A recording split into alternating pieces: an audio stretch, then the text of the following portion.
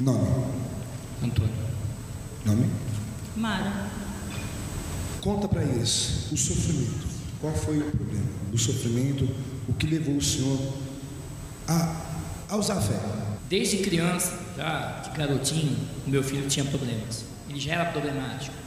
Na escola, na rua, em casa. E nós já éramos da igreja.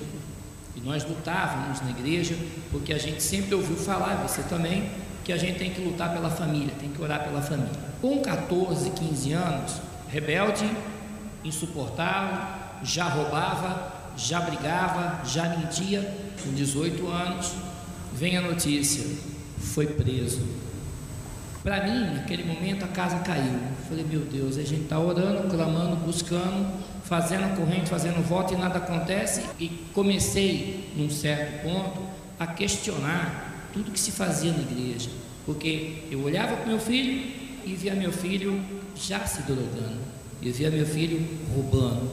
Eu não contava nada para ela, mas eu sabia que meu filho já andava armado. Eu sabia tudo que... Mas eu, no meu silêncio, eu ia a Deus.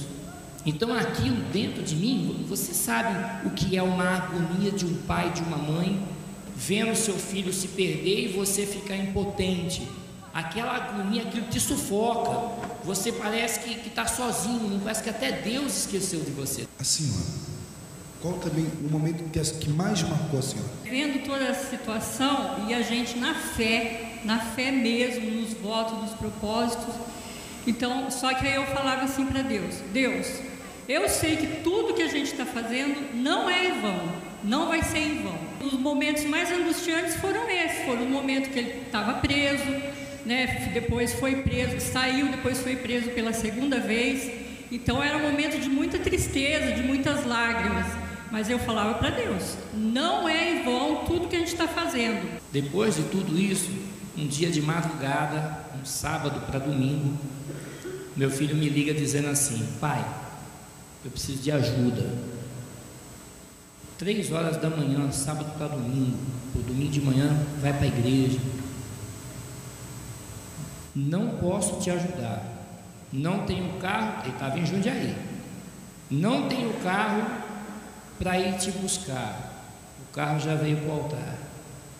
Salário não tem, porque foi para o altar. Falei, eu não posso fazer nada. Pô, mas vem cá, você está aí no viaduto, querendo pular? Você está no viaduto dizendo que você cheirou muito, que está muito louco e está querendo pular? Eu não posso fazer nada por você. Pô, mas vem cá, pessoal, pelo amor de Deus, não faz isso o que eu vou falar, tá? Você pode até achar engraçado, mas não faz não. Porque eu falei assim para meu filho: deixa para morrer no meio de semana, porque se você morrer no meio de semana, eu tenho 3 dias de folga na fábrica. Mas houve um silêncio. Você imagina do outro lado ali um silêncio. Eu deitado, falei, meu Deus, matei meu filho. Eu lutando, fazendo corrente, fazendo voto, matei meu filho. O coração disparava. E a minha esposa do lado: está amarrado, Jesus vai abençoar, Jesus vai abençoar. Aquele 1 minuto de silêncio passou um filme terrível na minha cabeça. Aquele 1 minuto fez a gente refletir em tudo. Aí o meu filho volta e diz assim: alô pai, tá ouvindo? Eu respirei, mas na hora eu falei assim, ó, graças a Deus, porque eu sei que Deus ouviu a minha oração. E hoje, como está o filho? Hoje meu filho está liberto. Está bem? Está bem, em nome de Deus, está na fé. Seu filho está onde? Aqui do meu lado. Esse é meu pai.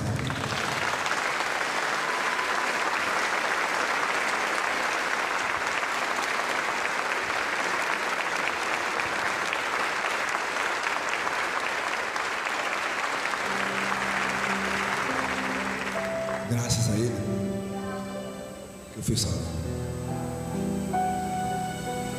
Não a ele. Valeu a pena. Com certeza.